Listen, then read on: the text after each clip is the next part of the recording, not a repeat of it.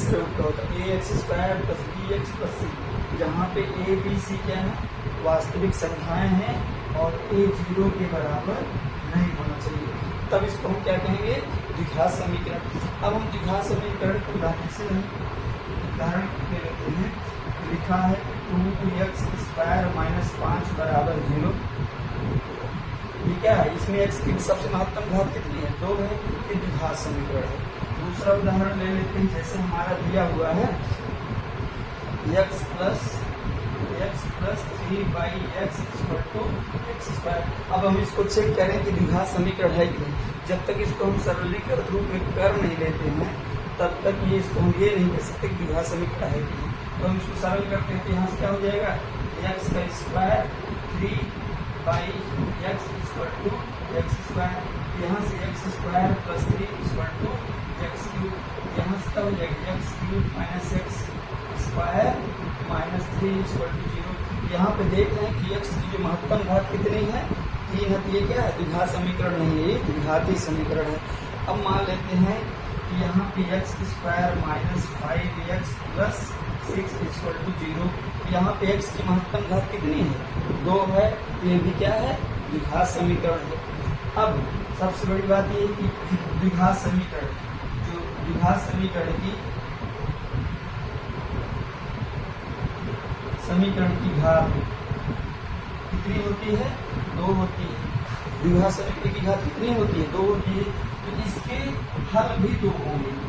इसके हल कितने होंगे 2 हल होंगे, 2 हल होंगे। इसके कितने हल होंगे 2 हल होंगे।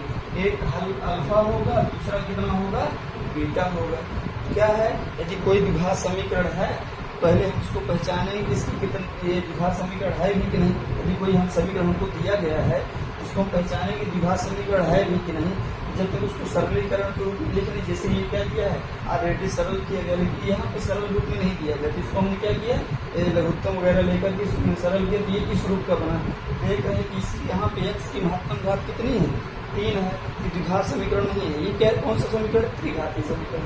ये क्या है x square minus 5x plus 6 बराबर 0 है, ये द्विघात समीकरण। इसमें x की महत्तम घात कितनी है 2 है, तो क्या है द्विघात समीकरण। जो भी द्विघात समीकरण होगा उसके 2 हल होंगे। हल का मतलब क्या होता है, द्विघात समीकरण के हल या मूल। यदि कोई द्विघात समीकरण के हल या मूल, यदि कोई द्विघात समीकरण हमको दिया जाए और कहा जाए कि इसके हल क्या होंगे और मूल क्या होंगे, मान लेते हैं कि माना x बराबर अल्फा, ये समीकरण 1 x बराबर अल्फा समीकरण 1 का हल है। अर्थात यदि x बराबर अल्फा इस समीकरण का हल है तो जहाँ x दे रखा है वहां पे हम क्या रख देंगे अल्फा। a अल्फा का square plus b alpha plus c बराबर 0। ये क्या हो जाएगा इस समीकरण का, यदि हमने यहाँ पे अल्फा बराबर यदि इसको जो है दोनों पक्ष बराबर हो जाते हैं तो क्या कहलाएगा, यानी कि x बराबर अल्फा इसका समीकरण, यानी इस समीकरण का अल्फा बराबर क्या हो जाएगा इसका एक हल हो जाएगा। उदाहरण के लिए मान लेते हैं कि x स्क्वायर माइनस 5x धन 6 बराबर 0। अब यहाँ पे इसको मैं यदि मैं इसमें x बराबर 1 रख दे रहा हूँ, यदि इसमें x बराबर 1 रख दूँ, 1 का स्क्वायर माइनस 5 गुणे 1 धन 6 बराबर 0। यहाँ पे 1 है माइनस 5 है, ये 6 है बराबर 0। यहाँ क्या 7 माइनस 5 बराबर 0, ये कितना आया 2 बराबर 0। क्या कभी सही हो सकता है, नहीं। अर्थात x बराबर 1 इस समीकरण का हल नहीं है। मान लेते हैं x बराबर 2 रख के चेक करते हैं।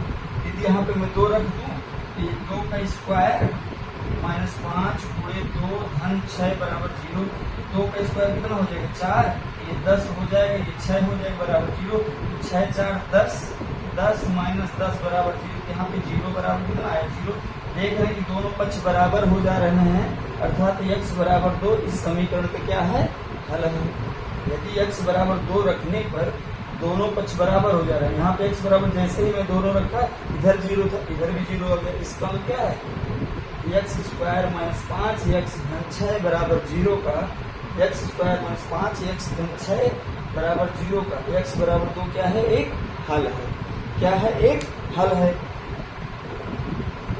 हमको जो हल से संबंधित हमको सवाल देगा, कहेगा पहली बात मान लेते हैं कि कोई क्वेश्चन दे रखा है हमको 2x स्क्वायर माइनस 5x धन minus 3 2x square minus 5x minus 3 बराबर 0। अब कहे यदि आपको दे दे x बराबर 3 तो x बराबर 4 और x बराबर -1/2 दे रखा है, ये दिया है। और कहता है कि क्या है ये जो है x बराबर 3 इस समीकरण का हल है, या तो कहे कि x बराबर 4 क्या इस समीकरण का हल है, या तो कहे कि x बराबर -1/2 इस समीकरण का हल है। तो हम क्या करेंगे? x बराबर 3 रख देंगे, 2 गुणे 3 का वर्ग माइनस 5 गुणे 3 माइनस 3 बराबर 0। यहाँ कितना हो जाएगा? 2 3 त्रिकाई 9 माइनस 5 कहीं 15 माइनस 3 बराबर 0। तो 9 दूनी 18 और 15 3 18 बराबर 0। देख रहे हैं कि 0 बराबर 0 आ रहा है, अर्थात x बराबर 3 समीकरण, इसको यदि मैं 1 कह दूं x बराबर 3 समीकरण 1 का हल है। इसी तरह मैं x बराबर 4 पे भी चेक कर सकता हूँ, मैं x बराबर -1/2 पर भी चेक कर सकता हूँ। x बराबर -1/2 यहाँ रख चेक करते हैं, क्या हो जाएगा? 2 गुणे -1/2 का वर्ग माइनस 5 गुणे -1/2 माइनस 3 बराबर 0। यहाँ से क्या हो जाएगा? 2 इसका वर्ग कितना आएगा? 1/4, ये प्लस 5/2 हो गया और ये -3 बराबर 0।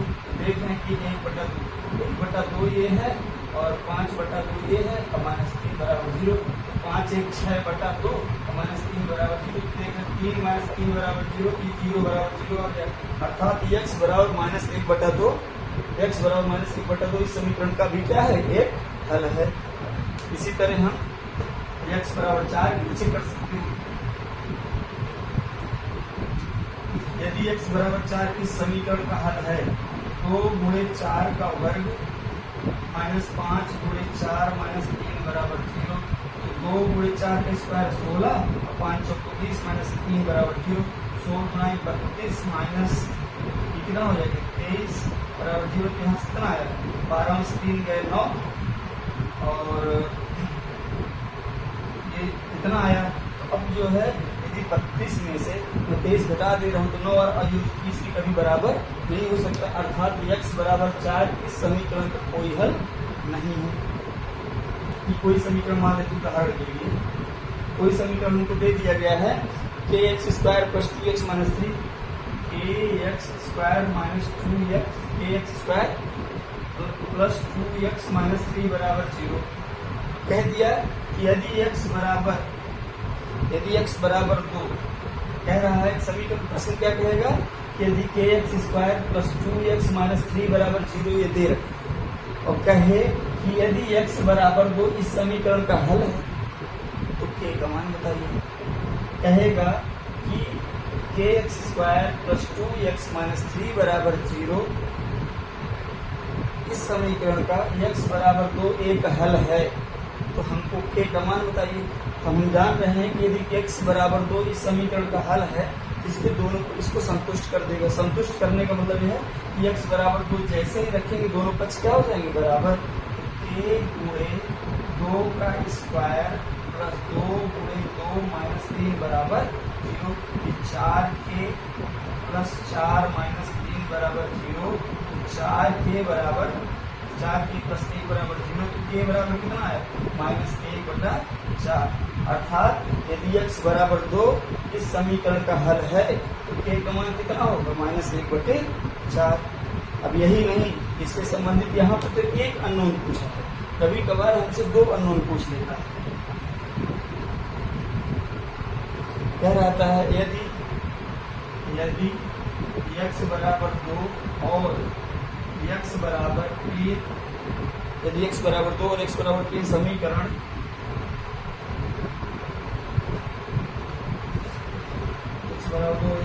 समीकरण 3x square minus 2mx plus 2n बराबर 0 का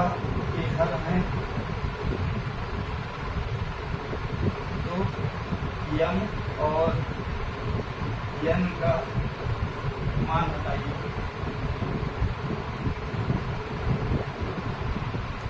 प्रश्न हमारा क्या कह रहा है, यदि x बराबर 2 और x बराबर 3 इस समीकरण के हल है तो हमको यम और यन का मान बताइए। फिर से कह रहा हूं, यदि x बराबर 2 और x बराबर 3 समीकरण 3x² - 2mx + 2n बराबर 0 के हल है तो यम और यन का मान बताइए।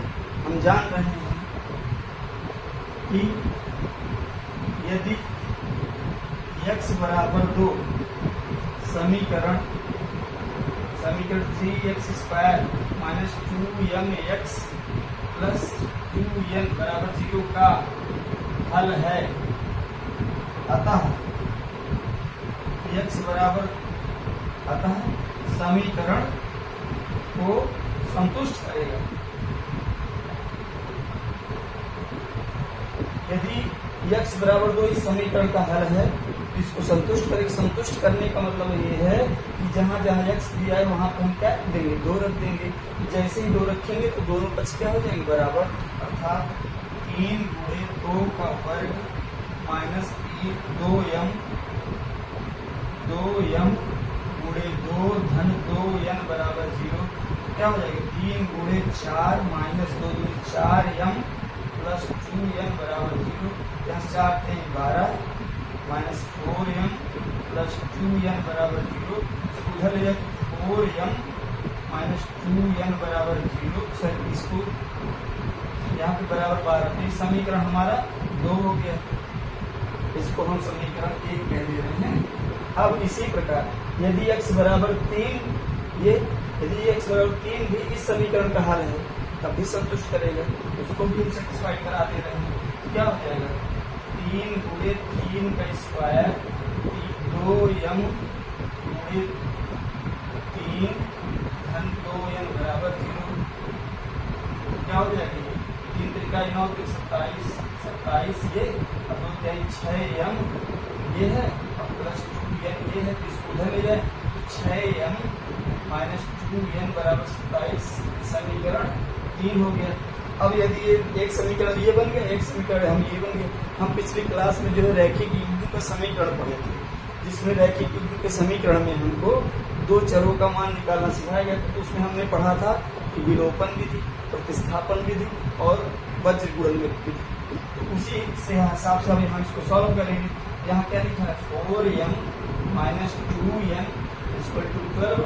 यहाँ पे दोनों चिन्ह समान है, घटा देते, माइनस ये प्लस ये माइनस ये कट गया, कितना है 2m, यहाँ कितना आया 7 25 5, यहाँ से 1 m बराबर हो गया 15/2।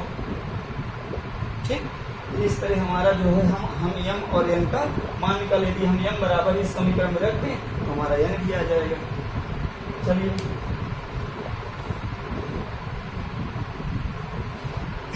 एक उदाहरण और हल कर लेते हैं। यदि हमको मान लेते हैं दे दिया गया, यदि x बराबर 2 समीकरण 3x² - 6x + k बराबर 0 का हल है तो k का मान बताओ। दे दिया जाए समीकरण, यदि x बराबर 2 इस समीकरण का हल है तो k का मान बताओ। यदि k कंफर्म कर दिया है, क्लियर कर दिया है कि x बराबर 2 इस समीकरण का हल है, इसको संतुष्ट करेंगे। संतुष्ट करने का मतलब कि यहाँ x बराबर 2 रख दें तो ये भी 0 हो जाना चाहिए। तो यहाँ से क्या हो जाएगा, 3 × 2 का स्क्वायर 6 × 2 धन k बराबर 0। यहाँ से 3 × 4 - 12 + k बराबर 0। यहाँ से 12 - 12 + k बराबर 0, तो k बराबर कितना हो गया 0। अर्थात यदि x बराबर 2 इस समीकरण का हल है तो k का मान कितना आएगा, 0 आएगा। k का मान कितना आएगा, 0 आएगा। चलिए समीकरण के हल कर निकालना सीखेंगे। द्विघात समीकरण को हल करने की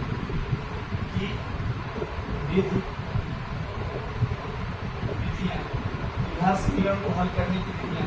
तो अब द्विघात समीकरण को हल करने की दो विधियां हैं। पहला है गुणनखंड विधि,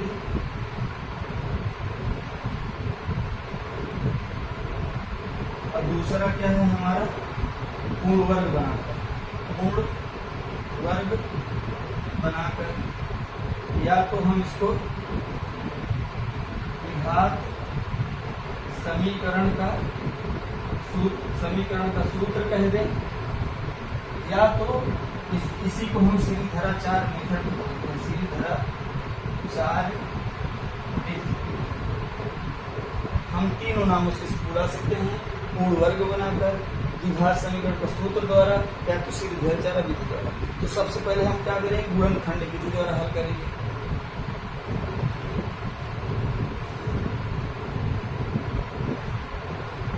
पहला मेथड क्या होगा हमारा, गुणनखंड विधि द्वारा।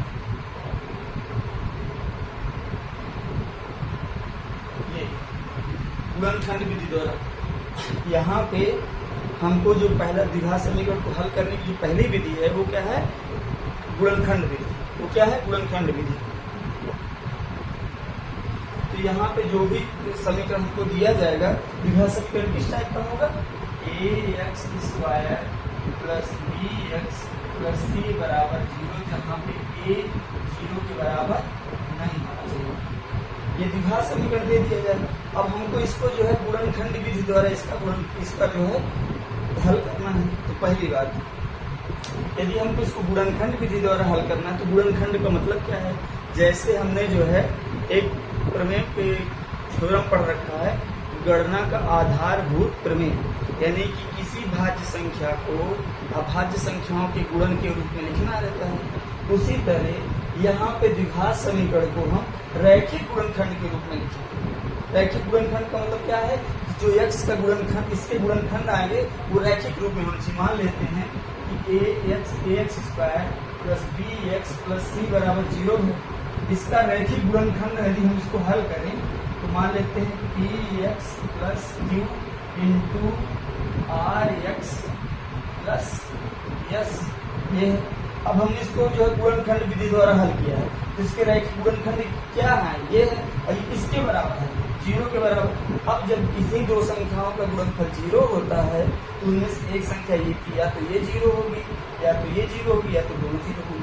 यानी कि जो है इन दोनों में से कोई न एक संख्या क्या है, गुणनखंड 0 के बराबर है। तो जब 0 के बराबर मान लेते हैं तो px प्लस q क्या है, 0 के बराबर है। यहाँ x बराबर क्या हो जाएगा, माइनस q बटा p, या तो किसी तरीके के हो जाएगा rx प्लस s बराबर 0, तो x बराबर माइनस s बटे r हो जाएगा। अब उदाहरण के लिए देखते हैं, मान लेते हैं कि एक समीकरण ax² माइनस 5x धन 6 बराबर 0 दिया है। अब हमको इसका रैखिक गुणनखंड करना है। सबसे पहले हम ये चेक कर ध्यान देते हैं कि यहाँ पे जो ये संख्या है अचर पद, अर्थात क्या अचर पद जो है उसको हम x² के गुणांक के साथ गुणा करेंगे। यहाँ पे x² का गुणांक कितना है, 1 है। अब हमने 6 को उठाया, 1 के साथ गुणा करके, तो 6 गुणे 1 बराबर कितना हो गया, 6। अब हम देखेंगे कि यहाँ पे जो अचर पद है उसका चिन्ह क्या है, धन है। तो हम x का गुणांक क्या है, 5 है, तो 5 को हम जोड़ने पर लाएंगे। तो 6 का ऐसा, क्योंकि 6 क्या है, भाज्य संख्या है, गणना के आधारभूत प्रमेय के अनुसार इसको हम गुणनखंड कर सकते हैं। तो सीधी सी बात है, 6 को लिख सकते हैं 2 गुणे 3, यानी कि एक ऐसा जोड़ा बना जिसको जोड़ देने पर कितना आ रहा है, x का गुणांक 5, क्या हो जा रहा है, x² माइनस 3 धन 2 गुणे x धन 6 बराबर 0। तो क्या हो गया, x² इसका अंदर गुणा करेंगे तो क्या हो जाएगा, 3x प्लस 2x धन 6 बराबर 0। अब देख रहे हैं कि x² माइनस 3x, क्योंकि जैसे ही ब्रैकेट खुलेगा अंदर के सारे चिन्ह बदल जाएंगे, तो माइनस 2x धन 6 बराबर 0। अब हम जो है कक्षा 8 में पढ़े कि जोड़ा बना लेते हैं। इसका इसका जोड़ा बना लिए। हम इसमें से क्या, दोनों से क्या कॉमन है, क्या उभयनिष्ठ, x उभयनिष्ठ। तो हमने x निकाला, तो जैसे ही x निकाला तो यहाँ पे केवल x बचा और यहाँ कितना बचा, -3। इससे हम क्या कॉमन निकालेंगे बाहर, -2। जैसे ही -2 निकालेंगे तो यहाँ px -3 बराबर क्या हो जाएगा, 0। यदि हम -2 का अंदर फिर गुणा कर दे तो वही चीज बन जाएगा। क्या हो गया, अब देख रहे हैं कि ये वाला और ये वाला पोर्शन दोनों में उभयनिष्ठ, तो x -3 बाहर ले आए और x -2 क्या हो गया, 0। देख रहे हैं कि जो हमारा ये समीकरण दिया हुआ है ये क्या है, रैखिक गुणनखंड में परिवर्तित हो गया। जो ये समीकरण दिया द्विघात समीकरण, ये रैखिक गुणनखंड के रूप में परिवर्तित। इसकी घात कितनी है, 1। इसकी घात कितनी है, 1। यानी कि जो है जिसकी घात 1 होती है वो रैखिक होता है।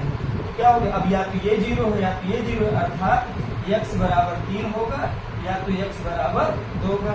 इस समीकरण के मूल क्या है, 3 और 2। बात समझे, ये हमारा गुणनखंड विधि है। कहा जाए कि 8x स्क्वायर, एक समीकरण 8x स्क्वायर -22x -21 बराबर 0 ये दिया गया है और कहा जा रहा है कि इसका हमको गुणनखंड विधि द्वारा इसको हल कीजिए। तो इस गुणनखंड विधि द्वारा इसके हल कीजिए। हल करने का मतलब क्या है, इसके रूट्स निकालना है, इसके मूल निकालना है, यानी कि x के किस मान के लिए 0 होने वाला है ये निकालना है। तो क्या है, हम क्या करेंगे, पहले अचर पद को इसके साथ गुणा करेंगे। तो 8 गुणे 21, यदि इसका गुणनखंड करें तो 4 गुणे 2 और यहाँ पे 7 गुणे 3। यहाँ पे देख रहे हैं कि 7 चौके 28 और 2 गुणे 3 यानी 6। ये दो जोड़ा बना कि यहाँ पे इसका चिन्ह क्या है, ऋण है, तो घटाने पर 22 आना चाहिए। तो 28 में से भी हम 6 घटा दें क्या आ जाएगा, 22।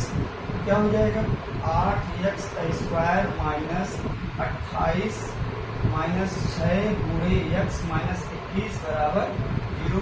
अब यदि हम इसका गुणा करें अंदर, 8x स्क्वायर 28x -6x -21 बराबर 0। 8x का स्क्वायर, जैसे ही ब्रैकेट खोलेंगे अंदर के चिन्ह बदल जाएंगे तो इसका धन है, 28x ऋण हो जाएगा और ये धन 6x -21 बराबर 0।